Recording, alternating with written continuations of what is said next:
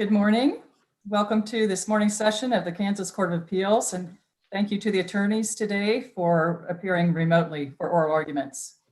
We're calling the case of City of Wichita, Appellant versus Orlando Trotter, Appellee number 122007. May I have your appearances, please? May it please the court, I am Jan Jarman, Assistant City Attorney for the City of Wichita. Thank you. May it please the court, my name is Kevin Zolator. I'm representing Orlando Trotter, the defendant appellee in this matter. Very good. This is set for 15 minutes. Ms. Jarman, do you want to have any rebuttal time? I would reserve 5 minutes. Okay, very good. You may begin, please. Oh, I'm sorry. I should have introduced the judges. Of course, I'm Catherine Gardner. I'll be keeping time today. And we've got judges Henry Green and Michael Boozer as well. Now you may proceed. Thank you all. It's always a privilege to appear before this court and advocate on behalf of the city. Today, we are discussing the City of Wichita After Hours Ordinance. It was passed in 2018, so it's pretty new. It was an attempt to regulate late night businesses that were operating without any kind of regulatory framework. This ordinance does not apply to any business that already had any type of license, either state or local. So this was really set out for people who are completely unlicensed. The purpose of the ordinance is enumerated in the first paragraph, where the city noted that the police were expending significant resources policing after-hours venues because of the amount of crowds, people, crime, and they felt like they had to do something to address those problems. There was noise, disorderly issues. And so really it was created to promote safety and welfare. And that's what's noted in the purpose. It combats inadequate security. It combats crowds of people with questionable occupancy level in the club, locked doors where the fire can't get in to see how many people are in the club when the parking lots are full. It combats the violent crime that's happening around the club. And it also combats inadequate safety measures, such as ensuring that the exit doors aren't locked. When the police and fire are barred from inside these businesses, you can't check to make sure that people are safe. So the City of Wichita passed some regulations to help ensure safety. Also, it's not fair that there is a whole nother set of businesses out there who are abiding by the laws of the state, the laws of the city, because when they have a license, they are subject to review. And these businesses that don't have any type of licensing framework really operate completely on their own. There has been a significant development since the briefs on this case were written. The incident that you're looking at today, these occurred shortly after the ordinance was created. And since that time, the Court of Appeals issued a decision in the City of Wichita versus Orlando Trotter, number 121125. That decision came out in September of 20, which was after these briefs were submitted. So we didn't get to tell you, we didn't know yet what was going to happen in that case. I can tell you that the entertainment establishment license is very similar to the after hours that you're looking at today. They're similar. And the court upheld the framework of the entertainment establishment license in that case from September. Entertainment has to do with if you have a DJ or if you have a dance or if you have fire twirlers, you have to have a certain kind of license. And the framework was accused of being overbroad and vague. So a lot of the overbreadth arguments are going to apply here as well. The court in that case in September analyzed whether a protective activity was a significant target of that law. And the court held that licensing does not discourage people from providing expressive entertainment. They also found that licensing is a reasonable exercise of police power. And they also found that the licensing framework bears a real and substantial relationship to protecting public health and welfare. Same argument I'm going to make today. After hours ordinance is very similar to the entertainment It is not content-based at all. It's only a time restriction that you have to have a license. It restricts nothing. In the after-hours ordinance, there is no time limitation in terms of you have to stop doing a certain thing at a certain time. There are other laws that would apply, but the after-hours license in and of itself is not a restriction at all. It's only a framework. It has the same due process protections as the entertainment establishment, and it's also narrowly tailored as the entertainment establishment. Is that Court of Appeals case, has a petition for review been filed on that? It was And we don't know yet what the decision. denied. It was denied. Oh, it was denied. Okay, Thank you. So at the district court level, we argued, there was an argument over whether this ordinance is constitutional.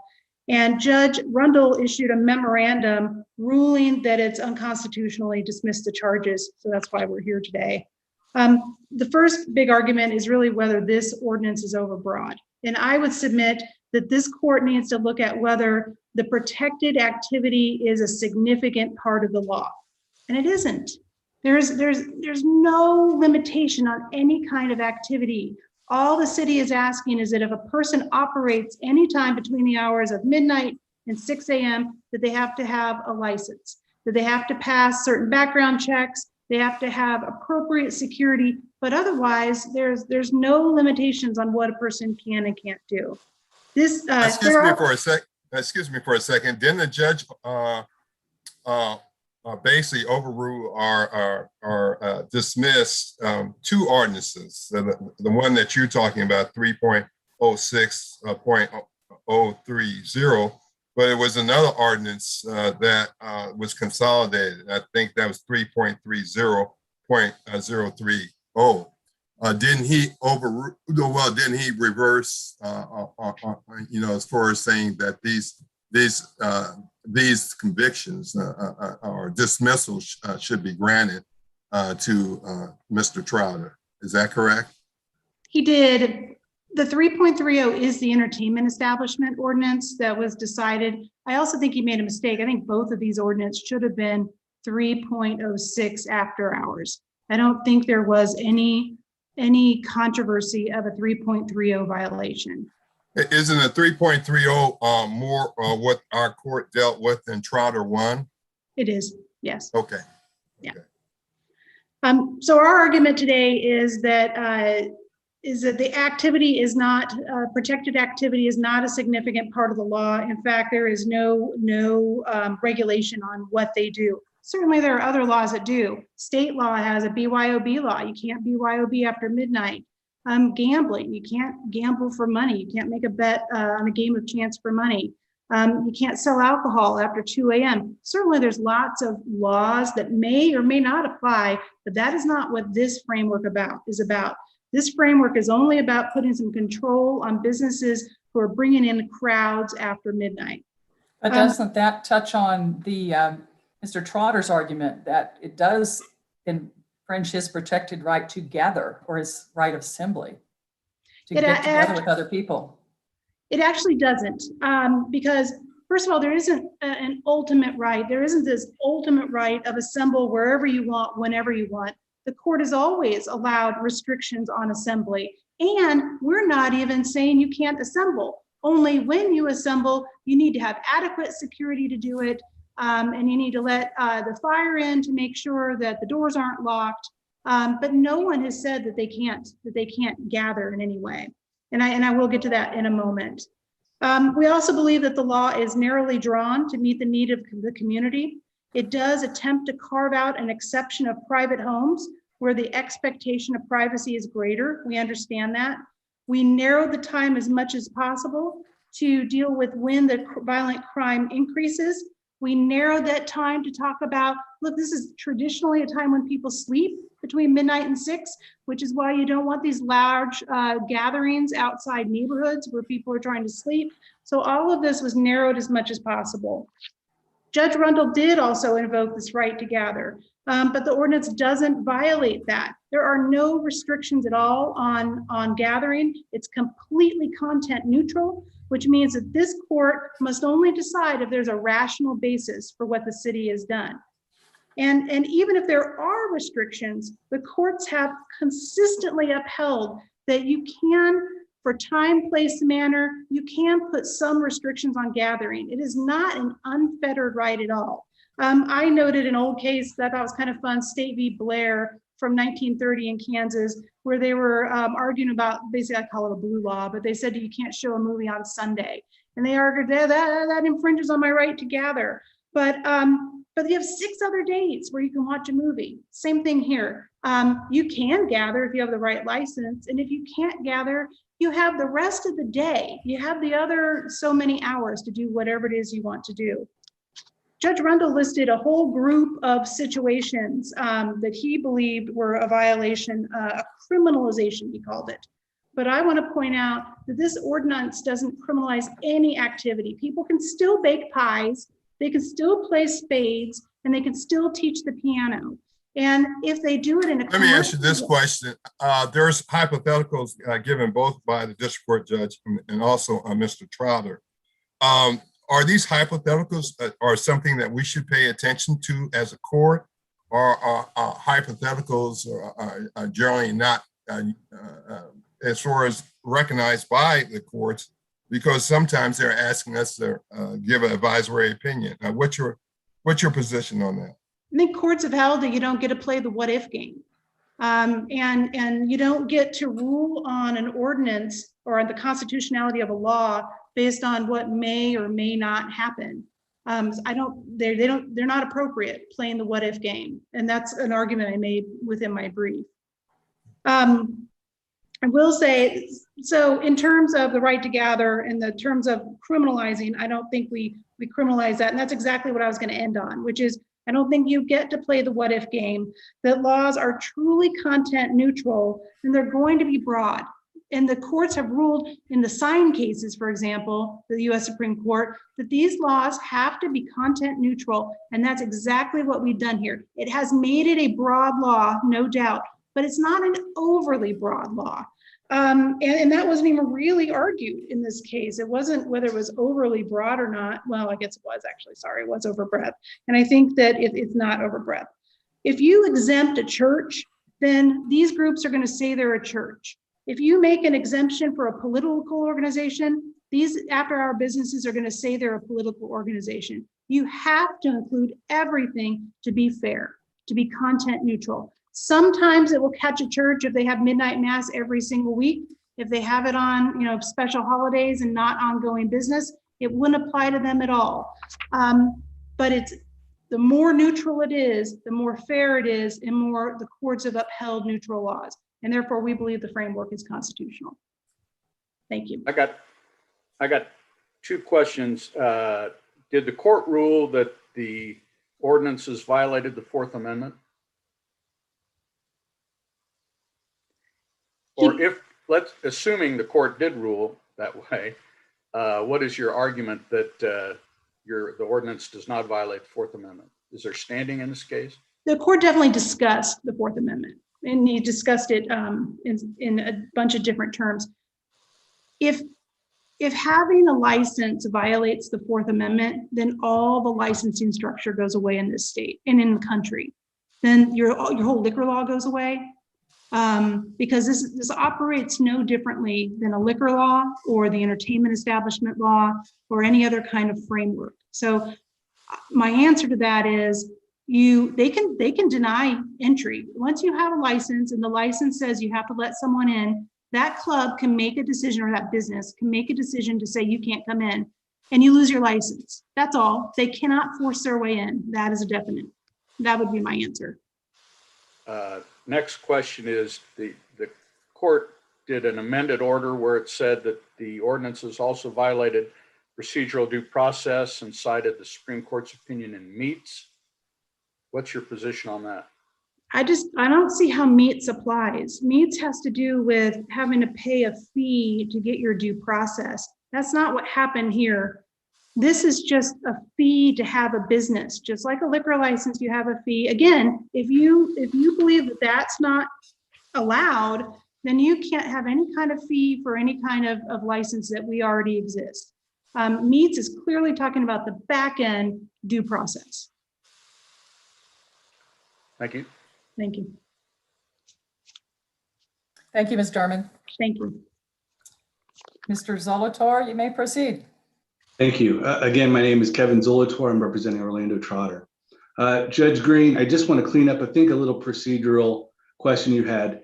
My understanding, and I think the record would bear this out, is that Mr. Trotter had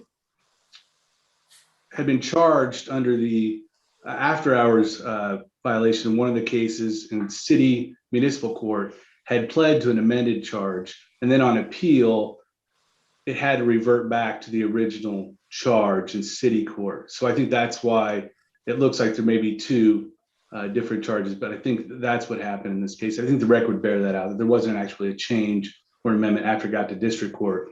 It was based on what the charge was in municipal court. And by law, when you appeal to district court, it goes to the, you're in district court on the original complaint. So any amendments in city court or pleadings or plea negotiations, those go away and you can go back to the original complaint. So that's why that happened. And So you do agree that it's only the after hours ordinance that is at issue here now? Yes. Yes, and completely distinguishable and different from the entertainment license. One thing I want to address quickly, and I hope this court will recognize, is the city's attempt here to kind of divert the attention as it keeps talking about this is just a business license. It is not just a business license. That is actually one of the biggest focal points, and I think central issues to this issue, and I hope the court sees that. And they've had plenty of opportunity. Even Judge Rundle at one point asked, should we reconstruct this, or do you think we should do some sort of judicial engineering to this ordinance to save it? He suggested that, I don't know what the words were, I think it was on volume 1, page 74 in one of his rulings, and said, hey, here's an opportunity to brief us. And the city didn't do that. This is not a business regulation. This prohibits all gathering by anyone between 12 a.m. and 6 a.m. on a regular basis. So you would admit it's a content neutral ordinance? It's absolutely content neutral because it prohibits all gathering. There's no, and the city cites these cases that I think actually support our position. There are lots of regulations regarding alcohol. That's something specific, or dancing, or I think they did bowling alleys, entertainment, music, parades. All those involve gathering, but those are specific conduct. This prohibits all gathering. And our example is, this court could look at a lot of cases that prohibit yelling fire in a theater or using threatening words. So there are ordinances, regulations that prohibit some speech. So why not just prohibit all speech? That's the jump they've made. They acknowledge that a private citizen cannot go into their backyard and have parties every weekend without getting a license. The city acknowledges that under their law in their backyard. I mean, that to compare that, and so when they come here, what I just saw in the argument is just trying to reframe this as just applying to businesses. What Judge Rundle actually specifically said is the part he found the worst about it was the extension to the private homes and private residences. If you live in a non-residential zone area, as a private citizen, you can't have people over your house every weekend, anytime on a regular basis after midnight. What language of the ordinance would apply or prohibit that? Because it says homes that are in residentially zoned areas. So if you're a private home in a non-residentially zoned area, there's no exception. In addition, I'm sorry. Do you agree that that the rational basis test would apply here to judge the validity of this ordinance? No, I think it'd be the higher standard if we even got there. But Judge, to be quite honest, I don't think the standard matters, because I don't think they reach any standard. I mean, they say, and I hope the court questions these things. On 2 occasions, the city has said this law, and I think they said so today, doesn't prohibit anything that's not already prohibited. I don't understand that argument. So what is the purpose of this law if it doesn't prohibit anything? what it is, it's a catch-all. It prohibits everything that's not already regulated. But the things that the city would have an interest in regulating, alcohol, dancing, those are already regulated. But doesn't the ordinance itself talk about the purpose for it and talk about how the gatherings have led to increased necessity for police presence and therefore more cost to the city? No, that, John, I don't think they do so in such a broad stroke. I mean, what they talk about, I think, is alcohol and certain activities. I mean, and even if that were true, I mean, you could say that speech, there's speech that's really hurting people. So we're going to regulate all speech. I mean, they don't tie gathering to a specific vice. They all gathering. Your Honor, they acknowledge if someone would have someone over every Sunday after midnight to watch the Chiefs game that they pre-recorded, they would need a license in their own backyard. That's how broad this is. That was where the Judge Rundle had his concerns, and it's totally valid. In addition, I think it's very important that it's not just that you need a license. You also have to waive all Fourth Amendment rights to get that permission. How do you figure that? Because in order to get a license under the city code, you must allow, and it's not just fire, it's, we cited this and I can get that for you, police, anytime someone is on the premises, to come in and inspect whenever they want. Let me ask you, how you have standing on that Fourth Amendment issue? Because you never applied for a license. Is that correct? Mr. Trotter never applied for a license. Your Honor, I don't think, I mean, in the record, I don't think it says one way or the other. I mean, I know the answer, or I think I know the answer that I don't think he did. But yeah, that's not in the record. But I would say he has standing because it's not just on the Fourth Amendment basis. I think it's more. Excuse me. Let me go back to Trotter 1. And it seems like Trotter 1 talks about a standing on a particular issue, like the Fourth Amendment issue, that if you don't ask for a license, how do you have a standing to challenge the Fourth Amendment issue the way you want to present it, against searches and things of this nature? Judge, if I may respond in two parts. One, I want to stress, and I just think this is totally unfair. I'll just say it. I know we're not supposed to do unfair, but the city has never raised standing in district court. The only argument the city made in its brief was that we didn't argue the harm caused to other people was to us. And so that's the only thing that's been briefed. And so I would appreciate the opportunity to review and brief this if you think it's an issue, Your Honor, but it hasn't been. Isn't an issue for us. Standing is part of our jurisdiction. Yeah, and if you think it is, I'd love an opportunity to respond with more thought and then, than just a question or argument. But to answer your question, and I don't specifically remember, and it's been, reading Trotter 1, we were involved in that case, but I honestly don't know. I mean, but that entertainment, and I think the difference there is that was talking about entertainment. And it defined what entertainment was: music, dancing, those types of things. Again, specific conduct. And so now this covers all gathering, but the purpose of the Fourth Amendment analysis is in the broader context of when the court was analyzing, the reach of this. I can get that for you.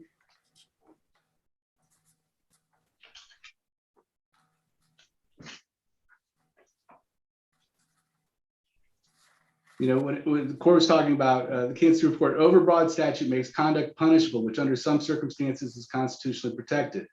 And they go on and on with those types of language about what makes a statute overbroad. And there's a whole line of it that, and I think one of the questions was, do you consider hypotheticals? And I want to address that because we haven't had an opportunity to address that. It wasn't raised, Your Honor, but it says in State v. Williams, Kansas Supreme Court, the party attacking the statute has the burden to overcome the presumption, and he must do more than imagine conceivable activity that would be constitutionally protected because almost every law is potentially applicable to protective acts. But it goes on to basically say that we have to give real, substantial application. I mean, it invites hypotheticals. It actually mandates hypotheticals for us to show that it can be unconstitutionally applied. I read Williams the same way you do. They were saying that you have to show how it harms you. You just can't bring up these hypotheticals and saying, wow, look, if this happens, they can't have masks because under this ordinance and things of this nature. When I went through the record, you didn't point to how it really harmed you. Well, Your Honor, the issue never came up. I'm sure I mean, the city never argued that, or else we would have done that probably in a better way. But I guess we disagree. On vagueness, I think that's accurate, that you have to show that the harm you're complaining about is your actual harm. When you're talking about overbroad, I think the Kansas Supreme Court and the United Supreme Court has provided you can raise that even if it would legally attach to you the ordinance or law, because other people may not engage in the activity for fear of prosecution. And so when you're talking about those things, that's when you can bring up, and it's absolutely a hypothetical. The only way it could come up is a hypothetical. So, you know, I think it is appropriate in that sense, and maybe we just disagree, or I think we're talking about the same case. But again, Judge Green, I would, you know, at least ask for the opportunity to be able to argue these issues in an appropriate way, because I don't think the city properly raised them. They didn't give you a standard of review. They didn't tell you where they raised it below. They didn't tell you why they can raise it now. I conceded, you can raise standing at any time, but they still have to go through some procedural mechanism to do that. And then when they do, the only argument they make is one argument. So we address that argument, and if the court thinks there's other arguments, you know, that's fine. I really hope that the court will address, you know, more of the merits in this. And again, stressing that the city wants to focus this court's attention when they talk about it as a business regulation. It is Counsel? not. Yes. Counsel, the district court said that there was no jurisdiction to consider whether the ordinance was vague. Do you agree that that is not anything that we need to review? The district court's ruling is going to stand on that. Yes, and then I think in one of our written pleadings, we acknowledge that we were abandoning that and moving on from vagueness. And I think for the very reason Judge Green said. And second of all, with regard to the violation of procedural due process and the court's amended order after the case was submitted and after the Supreme Court came out with a Meets decision, do you agree that that is not before us, given the way that issue came about? I don't understand. I mean, I know the judge issued the ruling, so whether the city properly appealed it, I don't know. So whether it's before you in that manner, is that what you're asking? Whether it's before you based on the city's appeal, or is that an issue that we need to address, given the fact that the court amended its decision after it made its ruling in this case? Well, and so this kind of goes to another issue. Your Honor, the city hasn't raised that either. And so I don't know how to answer that. I haven't seen the issue. I haven't been able to brief it. And so I'm just guessing, but I would say that the city didn't properly object to the amendment. So it's before you. If you affirm the trial court, obviously it's moot because it would strike it down regardless. But the court also, and I think it's important, when it dismissed the charges, did so with prejudice. And that prejudice, I believe, attaches, and the city has not appealed that ruling that it was dismissed with prejudice. So I think the court should also consider whether the city even has redress in this case, if it agrees that because it didn't appeal the prejudice ruling, that if this court would remand or reverse, there'd be no effect on Mr. Trotter because it has been dismissed with prejudice, and that prejudice is final. Well, it was brought up sua sponte. The court brought it up on its own. A court can't generally do this without giving some kind of warning, and they never did. Do what? As far as the court's order, they did it sua sponte. They didn't say, well, I'm bringing you back in here and let's discuss this particular issue about Meets. Yes, and to that extent, Your Honor, I would, you know, with all, it's somewhat how I feel right now when asking some of these questions about specific standing or questions that no one's brought me in. I guess you could say you're doing that now, but I would agree. So if that's the complaint, I feel it. I mean, I feel it now because I feel like the city hasn't briefed that issue. And again, when they sort of like this whole concentration, this is a business regulation, and I hope the court will refocus it. It's not just the business regulation. I mean, what about the poker players and the person's going in their backyard, and to get a license, you have to ask permission from your government to hang out in your backyard, and then you have to let law enforcement come in when they want and snoop around. And there's no illegal conduct being alleged. It's just we want to regulate those people gathering. The one thing, and I know if I'm out of time, if I could just finish up, the one example the city gave was, they said, you can't have, I think it was church or something on a Sunday. Again, that's specific conduct, saying you can't do something specific. This is gathering. If the law said you may not gather on Sunday, we just feel like Sundays, they're just terrible. You cannot gather. Well, we take that back. You can gather. Come in. Let us know what you're going to be gathering about. We'll let you know if we approve it. You'll pay us money, we the government, and then whenever we want, we'll come by and see what you're doing. That's this law. I mean, they keep trying to frame it as some business law. There's alcohol laws, there's dancing laws, there's entertainment laws, all these other licensings. This is a license to assemble, to gather, to associate with friends, family, whoever. It does not have to be any sort of commercial activity. And you need the government's permission to do that. You need their prior permission, and then you have to let the law enforcement come in. If the court has any questions over standing or any other issues, I would respectfully request the opportunity to answer those in a brief or come back. But in the end, we would ask that you affirm the trial court's decision to find the city's ordinance unconstitutional, unless there's no more questions. Thank you, Mr. Zolotor. Let me ask the other members of the panel if they would like additional briefing on the issue of standing. Would that be helpful? That's fine with me. I have no objection to that.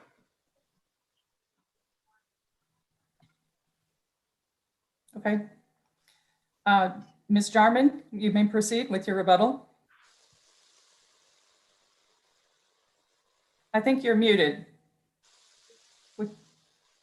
Sorry, thank you. Thank you. I really want to focus on this idea of prohibit, a word that was used a lot, that this prohibits gathering after midnight. This law doesn't prohibit anything. The law says that if you do allow large gathering after midnight, you have to have a license to do that unless you're in a private residentially zoned area. Regulate is different than prohibit, and I'll give you some examples. We require a license to have a dance in Wichita. We don't prohibit dancing. We just say that you have to have an entertainment establishment license to do it. You have to have a license to serve drinks, in Wichita. We don't prohibit it, but we say you have to have a license to do it. We even have to have a license in Wichita to give a massage to another person. We don't ban massages. We just say that if you're going to be a masseuse, you have to have a license to give it. That's the difference between how Mr. Trotter's attorney is characterizing this as a prohibition on gathering. It's not a prohibition on gathering. The one thing he does is kind of boils it all down to this: picture it, you want to have a party in your backyard and you can't. Yeah, you can. First of all, this doesn't apply in a residential zone. So now we've taken it down from your backyard in a regular home now into saying you live in a commercial zone. Does that even happen? Do people live in commercial zones? The reason you have to define it that way is you'll have a club who says they don't have to have a license because somebody lives inside the club. So you have to define these ordinances that apply to everybody in the area that you're trying to regulate. And we are obviously trying to regulate that. So you have to also be an ongoing activity. So for it to apply to church, is that my time? No, go ahead. Okay, so for it to apply to a church, it has to be an event after midnight on an ongoing basis. For it to apply to a commercially zoned home, like an apartment above a bar, it has to be an ongoing basis, not just I had a couple friends over tonight. It has to meet, 2 of those 9 standards on an ongoing basis. And I would just say that the city was very careful and specific in crafting this to make sure to apply to all of the situations where we believe the health and welfare of the people are at risk. It's not at risk in people's homes. It's not at risk in the neighborhoods, but anywhere where someone opens a pop-up club or has any other kind of all-night activity. If you have a church that has an all-night party every single Saturday, and it's an interesting kind of church that does different things than you're used to, you're going to want to regulate that because you have crowds of people, perhaps they're drinking, and wherever the crime follows, then some kind of regulation needs to follow. And that's what the city of Wichita is asking. We're asking for the ability to regulate people, to enforce safety upon them. Thank you. Thank you. I think we will go ahead and permit supplemental briefs by both parties. They are not required, but if you choose to file them simultaneously by April 21st, addressing only the issue of standing relating to overbreath, of right of assembly, or Fourth Amendment. And I think procedural due process. That's fine. Procedural due process as well. So yes, any issue of standing that relates in this case, you may brief simultaneously, not required to, but we'll probably do a little short order to that effect as well. That way, Mr. Zolator, will that address your concerns? Yes, Your Honor, thank you. Okay. Any objection, Ms. Jarman? No.